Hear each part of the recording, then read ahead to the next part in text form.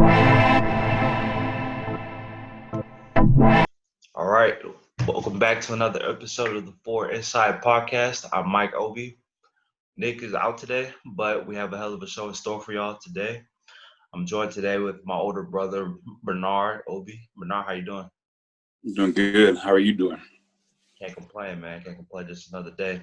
How's quarantine treating you?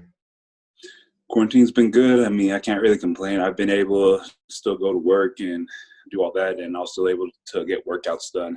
So for me, it's still been good. All right. Well, today, what we're going to get into for the people is just your college football career, just your football insight.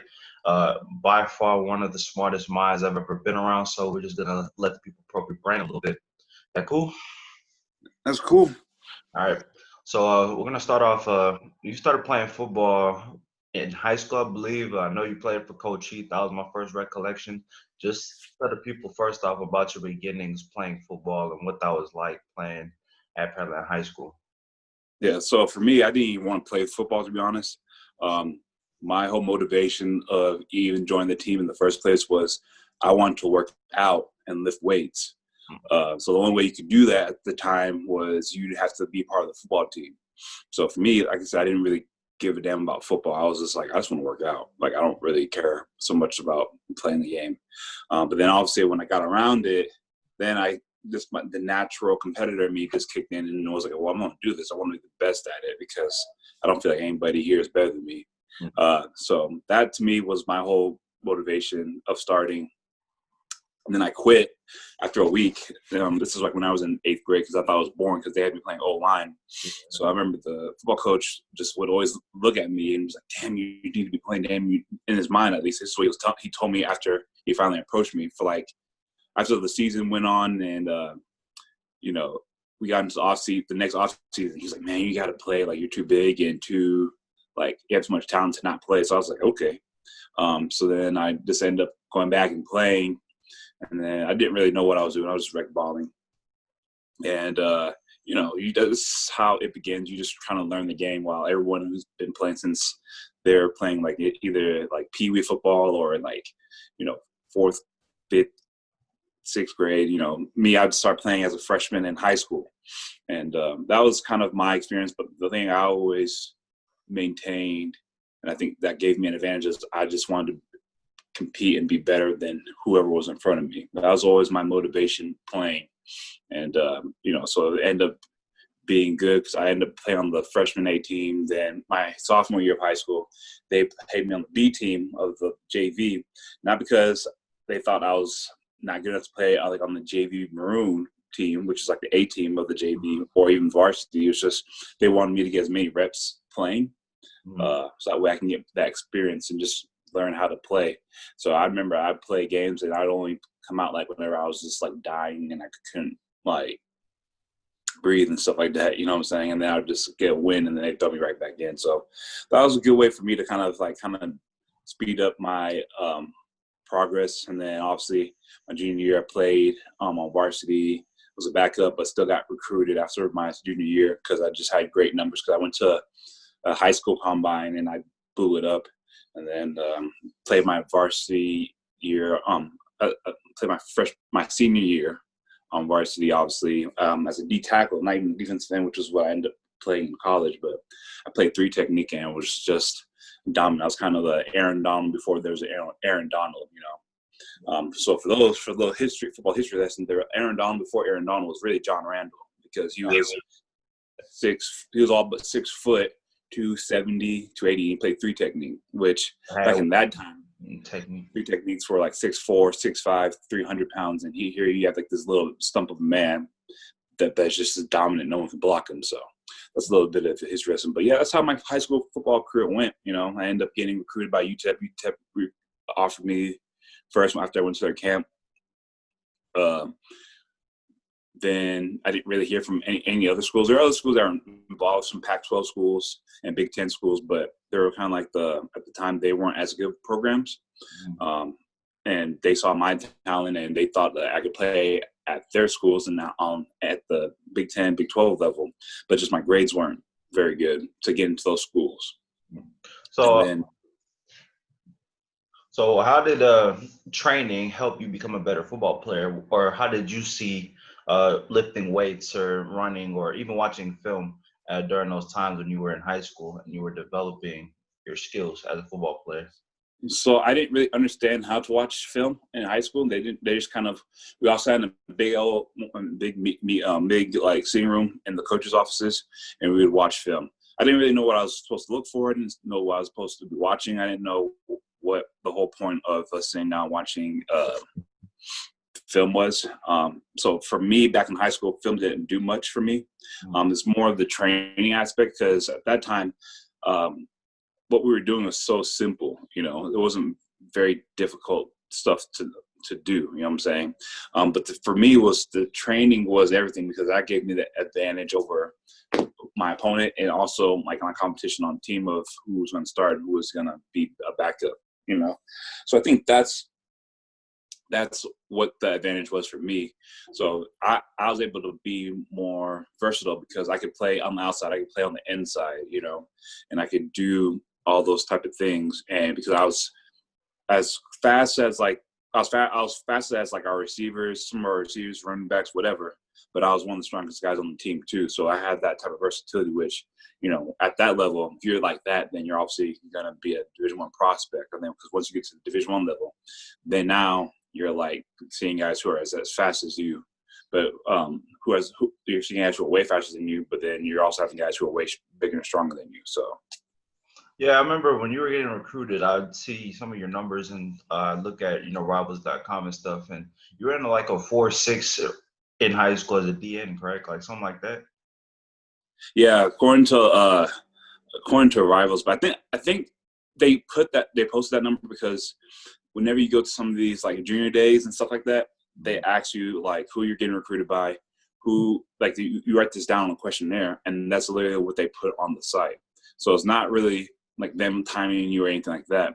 It's just them saying, okay, this is what you say you do. We're gonna post it on the recruiting service. So yeah, I said like I ran like 4.6, but really at the time it was like more like a 4.5. And then yeah. That is still ridiculous. For people who don't understand about football and high school football, a DN running a 4.5 is ridiculous on any level, but still for a high school football player, their most high school DNs generally they run maybe a 4.8 to a 4.7. Maybe if you're very, very elite D1, you break a 4.64. But for him, running a 4.5, and for any D lineman that's able to run a 4.5, that's ridiculous nonetheless. But transitioning now, so your competitiveness, I mean, we're brothers, so I already had the firsthand experience of your competitive nature, always wanting to compete, and that helped instill that in me. But where did that competitiveness come from, and how much did playing for Coach Heath and them kind of fuel your fire, so to speak? Again, the competitive nature, I mean, competitiveness doesn't come from anywhere. I mean, for some people it does. For me, it just came internally because I just never thought that anybody was better than me at anything. You know what I'm saying? At least, especially back then, like it's just, it's kind of when you're young, you just think you can do anything that you want to do and no one's better than you, right? I think part of the thing too was the way Pearland High School is. It fosters a very competitive environment because at the time Pearland was a growing city, but there's only one high school, so there's literally all the talent in one city going to one high school. So if you weren't competing, so if you could compete back then, you weren't. It doesn't mean you weren't good. It just means that the people there were that much better. And then to put it in perspective, I mean, guys I played with from like whenever who was in like that 4-year window of from when I started high school until I graduated. So there's guys. One guy went to Northwestern, one guy went to the Naval Academy, one guy went to UNC, and then one guy went to McNeese State, and then one guy went to Texas, one guy went to OU, and then a couple of my teammates who I graduated with, one of them went to U of H, and I ended up playing him my entire career while he was at U of H.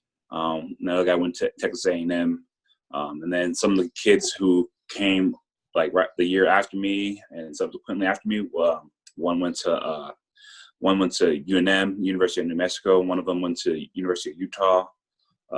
So I mean, there's like tons of talent back then. And then after, and I think my junior year, when they split the district up, that's when you started to see the talent get diluted a little bit between, like, at least at my high school. So. Yeah, here in Fort Bend. So what happened with us is I moved, and so we started going to school out here in Fort Bend. Fort Bend has 12 schools.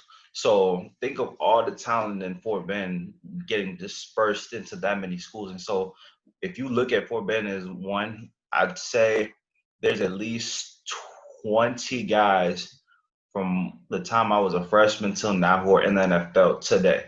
At my high school, think my entire defense played college of some sort, including my backup, by the time I was a senior.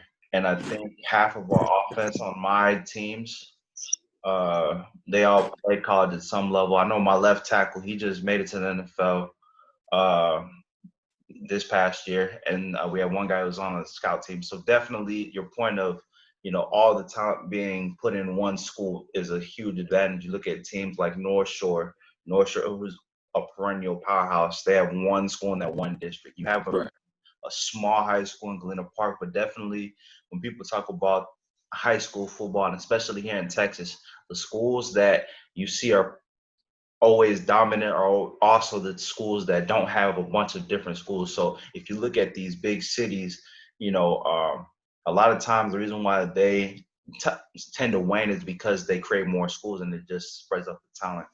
So definitely that was huge, and that's also a factor of competitiveness. But going on to college now, you get to UTEP. Talk about what that experience was like playing for Coach Mike Price. Mike Price, yes. Yeah, I mean, so going into UTEP when I got there as a freshman. So I went there. I got there in the summer. So that was a good experience because you got to get exposed to like the way college is, right? And it's good because you're only going to 2 classes instead of the full load of 4 or 5 classes during the summer, right? So I would go and do that, and then I got introduced to like training at that level, and all that type of good stuff. And then like for me, once we started fall practice, it wasn't much of a transition for me, and it's from the standpoint of learning how to practice and learning like technique and terminology, because a lot of things that they're teaching us at UTEP, I'd been exposed to in high school. So for me, I wasn't having like the learning curve that some other guys were having, And for me, it kind of all came naturally. And my only disadvantage was that I was playing against now bigger, faster guys, and the speed was a little bit faster, but wasn't too much faster where I couldn't keep up. So I ended up playing well enough to be able to make the trial spot as a freshman. So I played as a freshman, and then I was first team, all freshman team for Conference USA as a freshman. So, it was a decent. I had a decent first year, and for me, again, learning curve wasn't there. It was more of just adjusting to playing guys who are now like big and athletic and strong. So that's all it really was to me. And but the experience overall was really, really cool because I got to travel to a whole bunch of different places, play in some of the historic, iconic stadiums like Darrell K. Royal Stadium in Austin. And then I played in like the Superdome, played at Raymond James Stadium in Tampa Bay, and cool things like that. And I was able to go to Niagara Falls and see that. When we played University of Buffalo, Coach Price took us a day earlier than we normally do when we travel to go see that. So that was pretty cool too. So football really, really helped me experience a lot of cool different things. And then, just being around different type of people from different backgrounds, that's a huge thing too. That's why I'm for people playing sports, because it really gets you to learn how to work with and get to identify and understand people from different backgrounds from yourself. Absolutely. I agree 100%. The people really don't understand that sports, and especially football, where it's so many kids and so many different people, so many different backgrounds, that camaraderie is very important. And for parents who ask, because I've been asked this all the time, especially since I stopped playing football, is, what is the value of playing sports and playing football? I'm like, if you're trying to look for some type of arithmetic or some type of educational way of equating sports, it's not that. It's literally a life skill and a personal skill. That's what I tell parents who ask me about their sons playing football. Is he's going to be able to really understand people from different backgrounds. He's going to be able to relate. He's going to have to get out of his comfort zone, which is going to be good for his growth and his development. Or a young lady, if she decides she wants to play football, it's still the same qualities that'll be instilled. You have to learn work ethic. You have to learn not to be comfortable, and you have to learn how to come in and buy into a process every single day, which will help them in life. And so I'm 100% for kids playing any type of organized sports, but especially, when we're talking about football, it's really, they say you learn how to go to war with your brothers. It's really like that, especially on good teams. Um, we're not transitioning. We're just going to get into more of the details of it all. What was what was it like, that transition? I mean, I know you said that there wasn't too much of a learning curve, but like you say, when you get to college, the guys are bigger, they're a little stronger, a little faster, the game speeds up for you a little bit. So talk about how you were able to kind of go through that process and grow and sort of navigate your way through it in college. So for me, again, my mindset was always the same. I always told myself like no one was better than me, and if someone was better than me, I was gonna become better than them, right? So that's kind of how I approached it. So for me, it was trying to do the best I could in off season and training. And so many guys kind of undervalue it and underestimate how much it really means, because the stronger you are, for one, the less risk you're going to have for injuries. Two, the more you're going to be able to perform, because your body is physically able and capable of doing the things that you need to do on the field to be competitive, right? So it's a really simple concept and really simple idea, but most guys didn't take it that serious, right? Because people would ask me, now talking about now fast forward to the end of my career, people are like, yeah, you didn't have any major injuries. I had one shoulder thing, which was minor, but that was when I was a freshman. After that, I never had anything crazy. But guys were tearing ACLs, tearing labrums in their shoulder, all types of crazy stuff every year. And me, I'm just like nonstop. I'm just growing each and every year because I took the training aspect so serious. So that's kind of one of the ways I kind of accelerate my progress. And then I was always asking questions and trying to understand and learn the game more and more.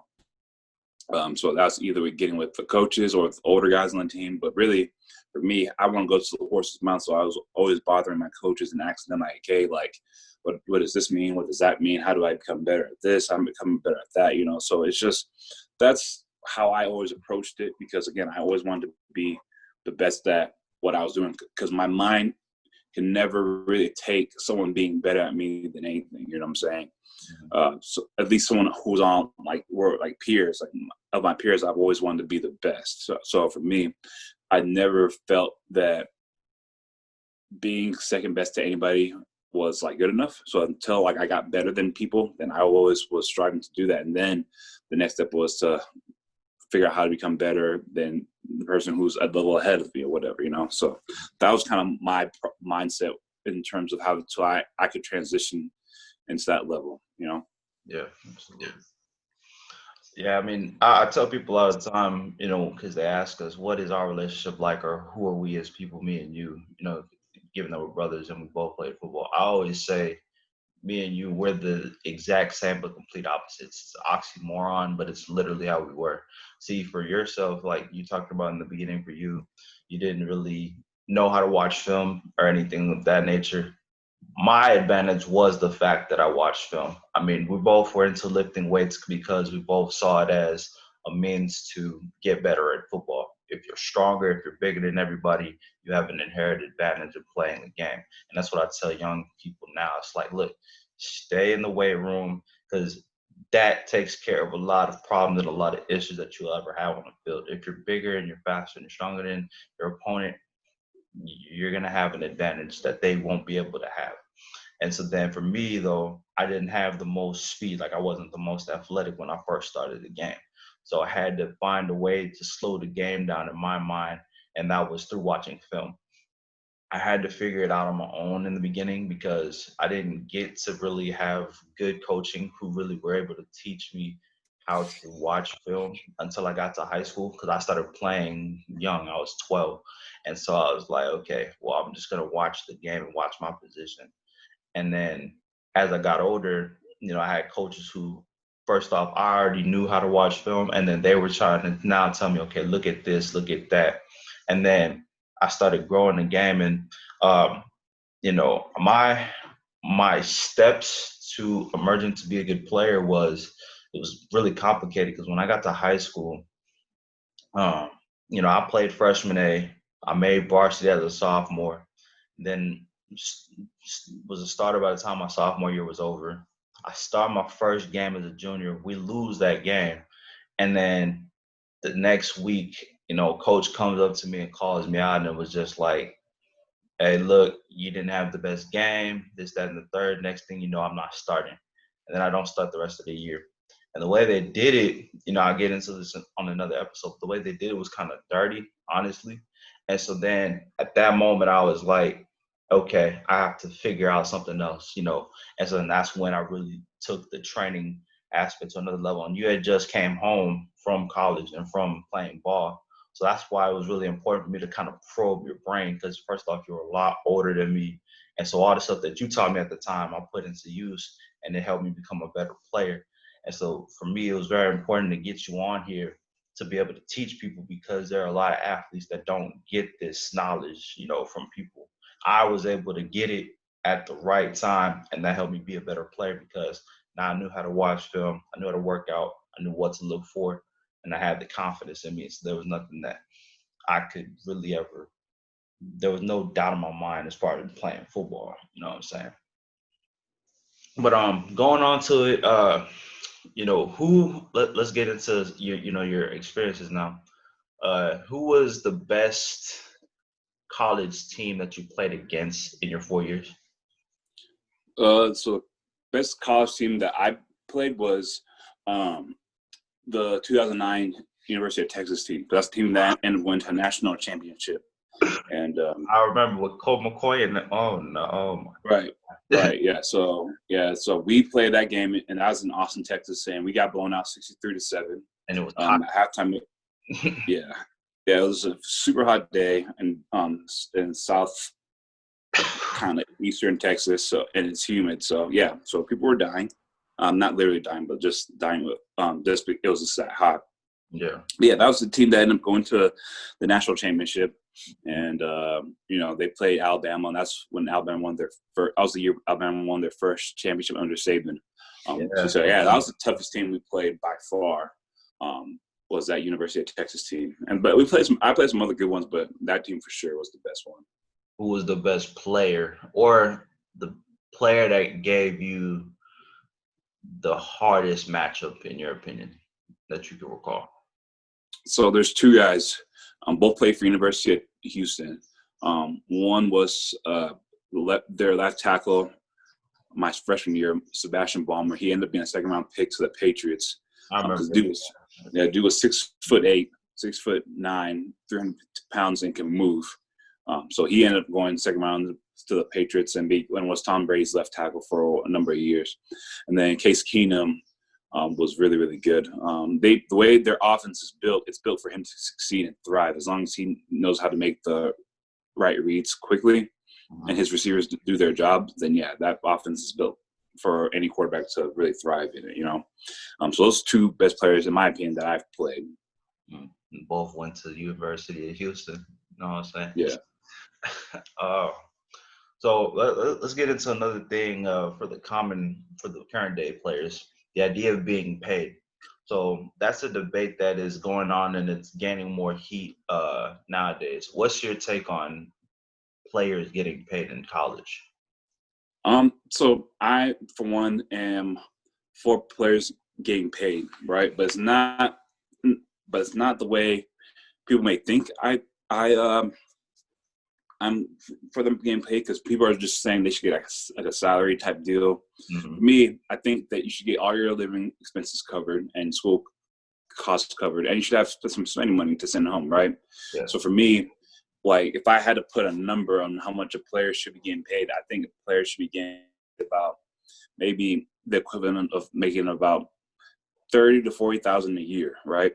That's like a entry level job when you get out of college, but it's not so much to where it's like you can just chill and coast and not take school serious. Because I think that if guys are getting paid too much, then they won't take going to school serious, and they won't take the damn scholarship serious, and they'll be they forget the whole reason why they're going to college is playing football, yes, but also getting your education. So for me, but I think all players should get paid. At least all players at the Division I level should get paid that much. That should be like your base minimum. And then depending on how valuable you are to your school and your conference, you should get paid more. So for example, if I'm a player who's going to the University of Alabama, and I'm getting paid, and I'm a Heisman Trophy winner, I shouldn't be paid 30 to 40,000. I should be getting paid 25% of what what me winning the Heisman Trophy is worth to the University of Alabama. So kind of put in perspective, whenever Johnny Manziel won it back in, I think 2013 or 14, whenever he won it, he made Texas A&M $125 million. That's how much his Heisman Trophy was worth to that program. So for me, Johnny Manziel should see at least at the bare minimum 10%. I think it should be 20% because he's the one doing the work. Yes, A&M provides a platform for him to play and do all that, but at the end of the day, he's the one who's putting his body on the line. He's the one who's going through those, who's taking those hits and those bumps and things like that. He should get paid as such. So for me, that's the way I think it should be. So if and then there's some people argue, well, people who play at the Power 5 conferences should get paid more than the guys who play at the Group 5 conference schools, which I'm like, okay, I don't have a problem with that either. I'm just saying there should be like a set minimum, like in the pro leagues, there's a minimum salary that everybody makes. Well, I think there should be the same at the college level. So maybe, if you play at a Group 5 conference school, you get paid $30,000 if you're just if you're just on the team. And then if you're actually on the travel squad, then you get paid maybe $45,000, right? And then obviously, if the more valuable you are to your program, the more you get paid. And then if you're from a Group 5 school, if you're from a Power 5 school, you get paid a minimum of, let's call it $40,000. And then if you're on that travel squad, you get $50,000. And then however much you're worth, then you get paid as such. You know what I'm saying? But then if you're one of these guys who wins like a national award, you should be getting paid, in my opinion, you should be getting paid a percentage of what your school's you win in that award, because that's exposure that your university is getting, not just your program, but your university is getting exposure to that. That's the whole reason why these universities invest so much into college sports, particularly basketball and football, because that's literally exposure for your campus, for people to want to go there. And, because people are going to see, Texas A&M, they're playing the Sugar Bowl. Oh, what's Texas A&M all about? So then they go research that and that's a really good school. I'm going to go there, or Texas, or Alabama, or Ohio State, wherever these schools are. So that's the whole reason, right? So basically, and then to really focus back on the players again, the players are not doing what the average college student's doing, right? First off, the college student's allowed to work, right? Players aren't allowed to work during the school year. Like they're absolutely not allowed to. We had to sign this contract at the beginning of every school year that we weren't going to work during the school year, right? So for me, you're telling these guys to train, go to school, train, practice, watch film, train, do all that stuff like a pro athlete does. Because pro athlete, they do all that, but then that's all they do. You're telling a college player to do what pro athletes do, and then go to school on top of that and keep up with their studies. Well, it's like, okay, well then what time do they have to take care of themselves? When do they get to take care of themselves? How are they supposed to take care of themselves? And because you tell them they can't work, right? Especially in the off season, right? Because during the football season, that should be the only thing you should worry about is football. But in the off season, when you have more time, when you're not where all you're doing now is just training and then going to class, you should work if you want to, but you're not allowed to.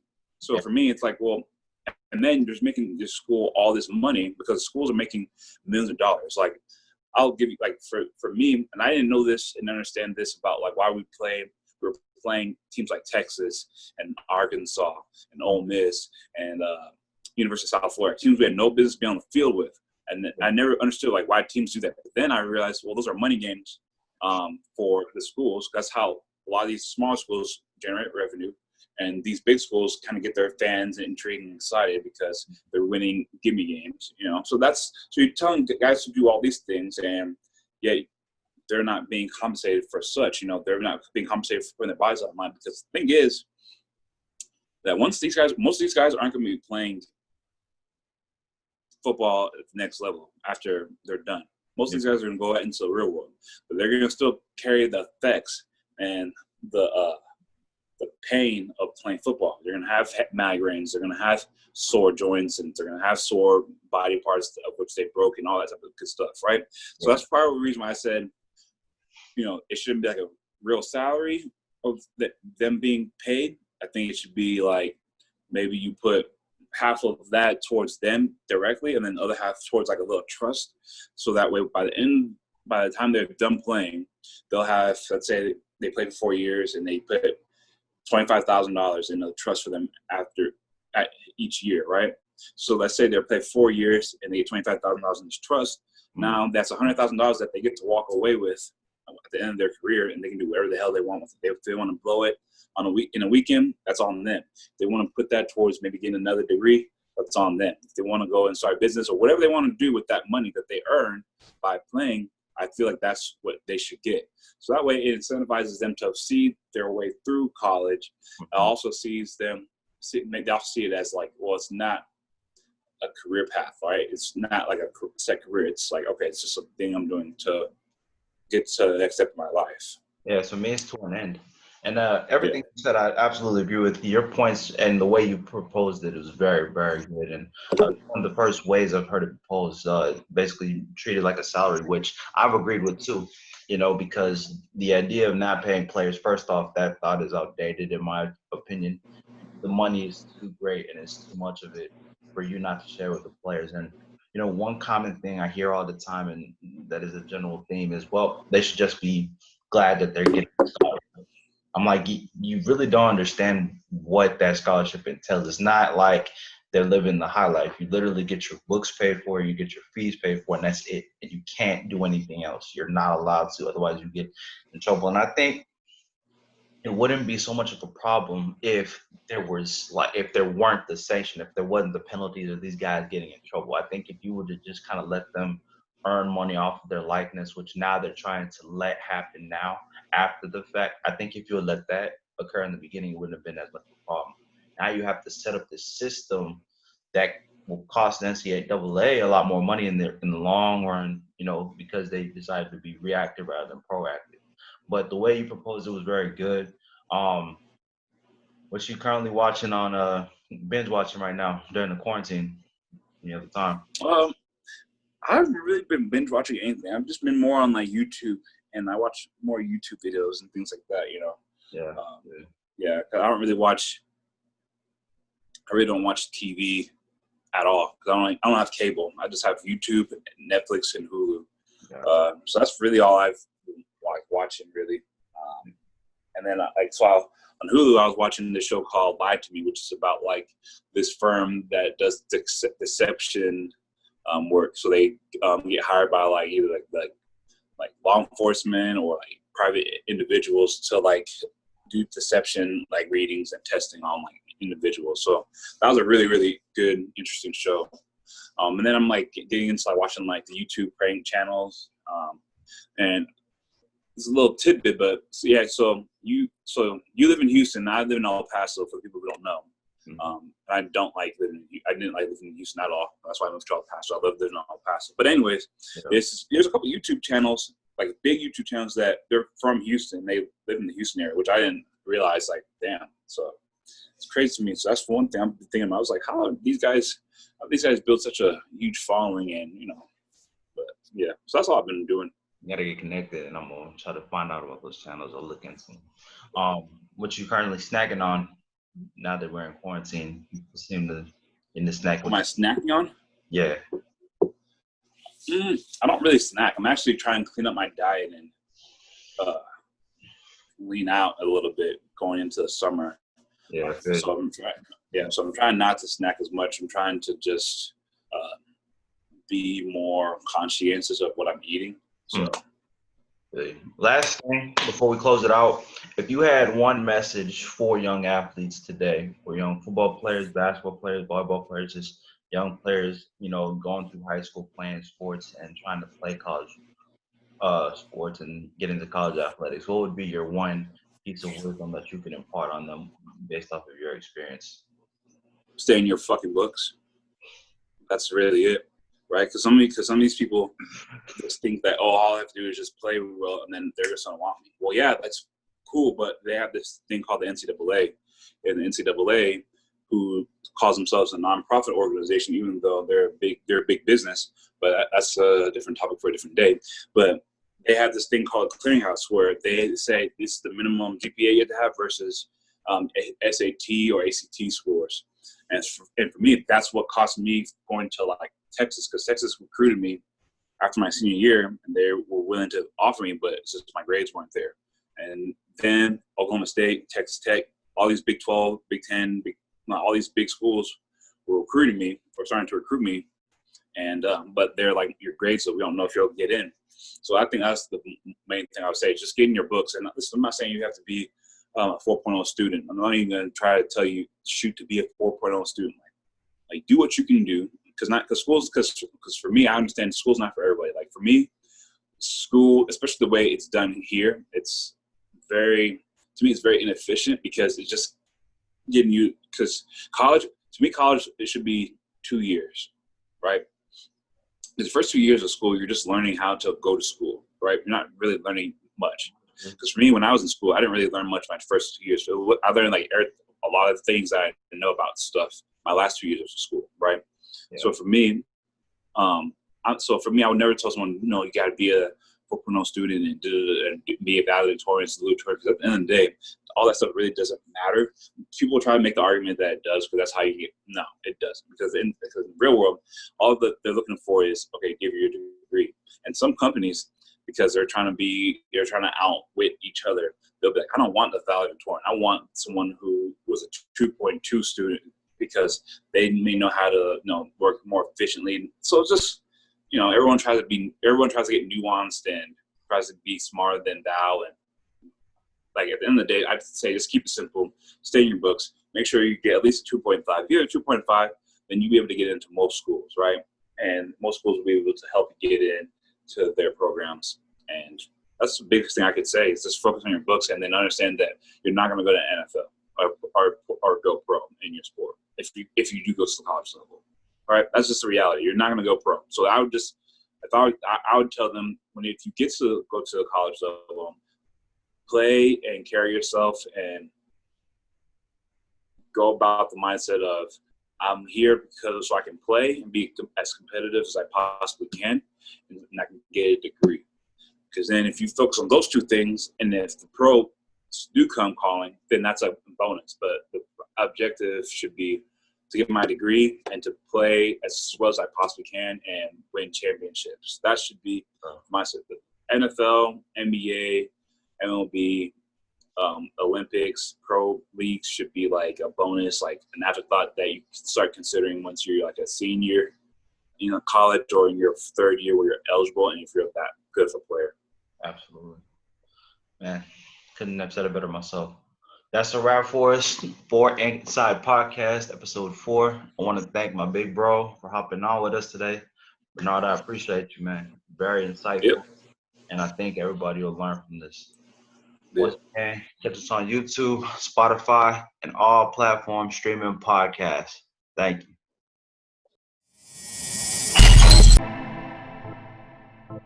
you.